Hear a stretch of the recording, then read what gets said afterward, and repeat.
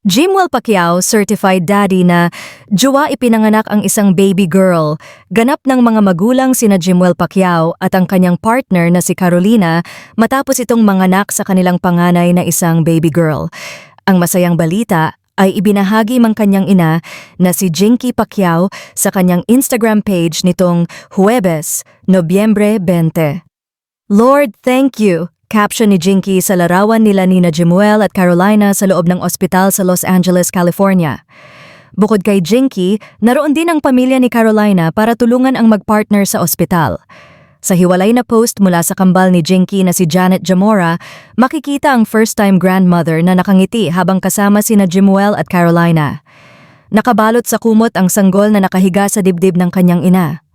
Dumagsa rin ang komento mula sa mga kaibigan at fans ng pamilya Pacquiao na nagpahayag ng kanilang tuwa at panalangin para sa kaligtasan ni na Carolina at ng kanilang newborn. May ilan ding netizens na nagsabing excited na silang makita ang kauna-unahang apo ng pamilya. Congratulations on the biggest blessing, saad ni Jackie Forster. Say naman ng isang fan, congratulations to the new parents Jimwell and Carolina, to Manny and Jinky on the arrival of your beautiful new grandchild.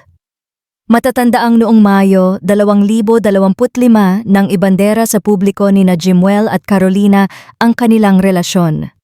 Noong Hulyo ay nagkita ang pamilya ng dalawa na lalong nagpaigting ng mga espekulasyon tungkol sa engagement. Lumabas din ang mga usap-usapang inaasahan na nila ang kanilang unang anak. Noong Oktubre, kinumpirma ni Jinky na buntis nga si Carolina at ibinahagi rin niya ang gender ng kanyang unang apo. Salamat sa iyong panonood at kung bago ka pa lang sa aming channel, huwag kalimutang mag-subscribe at pindutin ang bell icon para ma-notify ka kung may bago kaming upload.